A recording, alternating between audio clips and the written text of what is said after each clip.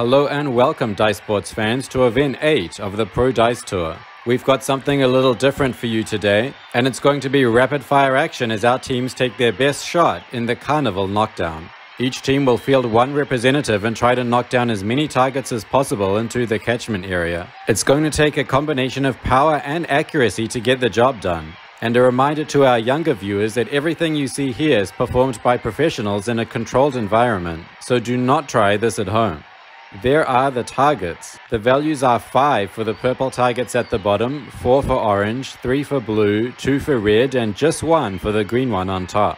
There is the starting order and team lineups for today's event.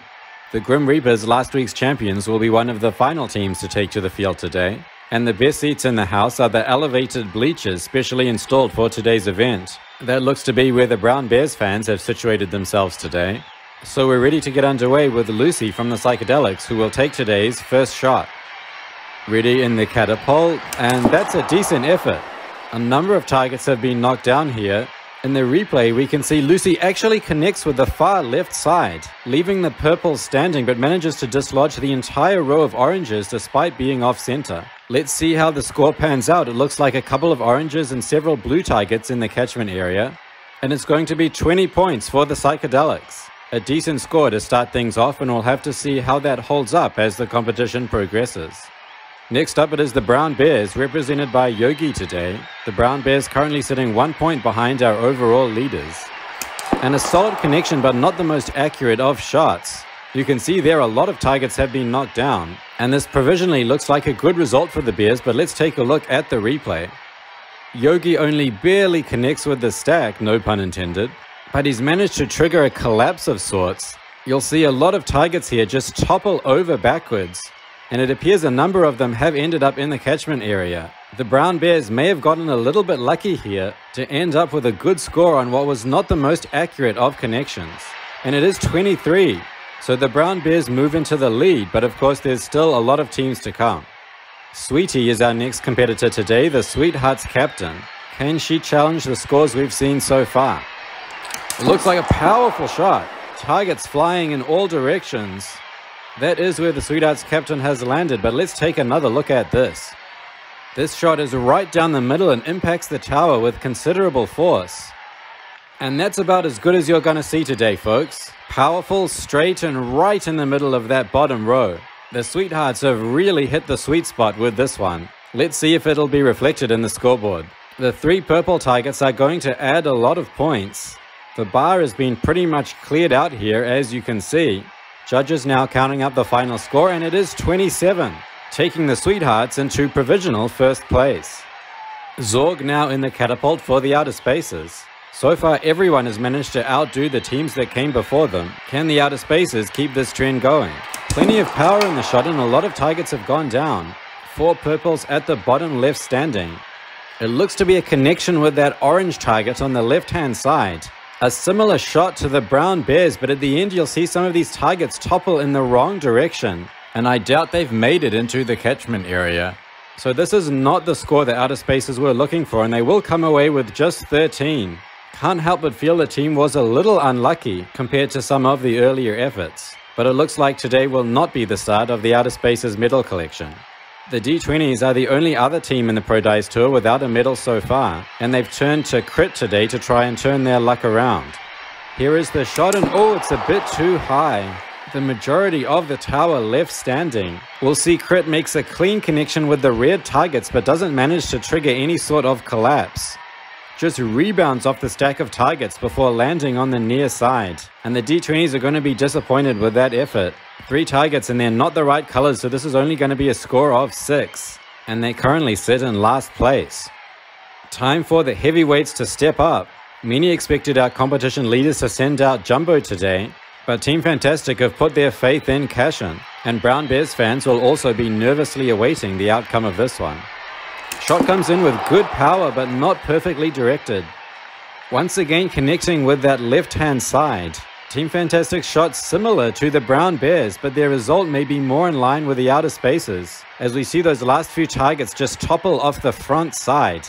Cashin herself landing in the catchment area alongside 1 orange target. But only 10 points for Team Fantastic, and that puts them in the bottom half of the standings. That is how things look at the halfway point. The Sweethearts, Brown Bears and Psychedelics currently in middle contention. But plenty of opportunity for the remaining teams if they can get their shots a little closer to the center. And the High Rollers will be hoping to do just that. Snake Eyes is the team's representative today. And we see good power in this shot, but too far to the left. The High Rollers hoping for a domino effect here by taking out a target on the side. But it hasn't quite worked out for them. One of the orange targets flies off to the back, but the rest of the tower remains standing. And that's one purple and one orange in the catchment area, but the number of targets is too small. That is where Snake Eyes has landed. But a score of just 12 for the High Rollers, so they are unlikely to improve their standing in the overall points race. Next up we have Sarge for the Straight Shooters, one of 3 teams to send their captain today. If ever there was an event that called for accurate shooting, then this is it. Let's see if the Straight Shooters can live up to their name. That looks like one of the better efforts we've seen so far. The Straight Shooters captain landing quite some distance from the tower, as you can see there. A little off center, but Sarge connects with good power between 2 rows. The Straight Shooters may be a little disappointed that the bottom row is still standing, but most of the other targets have been toppled. And 3 oranges is going to contribute to a decent score here. It is 17. Not quite good enough for a medal, but it currently puts them in 4th place, with 4 teams still left to come. And the first of those is Team Perfection, certainly known for an inclination to knock things over. Could this be Team Perfection's chance to pick up some points? Pounce is now ready to pounce, and not the greatest shot, but it seems to have been quite effective. A number of targets in the catchment area.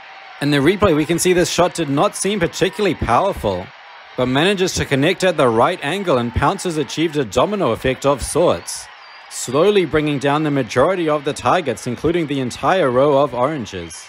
Unfortunately, that's only 5 in the catchment area, but they are the highest scoring targets. And it's going to be 21 for Team Perfection, catapulting the team into bronze medal contention for now. Let's see if the Grim Reapers, last week's champions, have anything to say about that. Slash now setting up, and that's a solid strike. The Grim Reapers decimating the majority of the stack with that shot. We can see it's slightly off center, but gets the job done with a little more power than we just saw from Team Perfection. Although the targets seem to have flown in every direction rather than backwards. That is where Slash has landed, on the front side of the tower. 5 targets sitting in the catchment area, but I'm not sure this will be enough to challenge for a medal. And it's a score of just 14 for the Grim Reapers. That's an unlucky result for what appeared to be a pretty solid connection. But the Grim Reapers will not make much of an impact on the scoreboard today. And that means the Sweethearts now guaranteed a medal with 2 teams left to run. The Halloween is choosing to send Glinda today. The Halloweeners certainly know a thing or two about flying, but can they keep the aerial momentum under control? Oh, a lot of power coming out here. The bottom part of the tower left standing, but the rest has been obliterated. A powerful and straight shot, but just a little bit too high.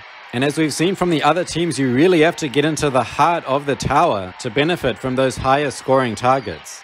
Glinda herself along with 4 targets there in the catchment area, but it's not going to be enough to challenge for a medal. And the Halloweeners will have to be content with the same score as the Grim Reapers. So with everything on the line, the Night Rangers now step up to the catapult.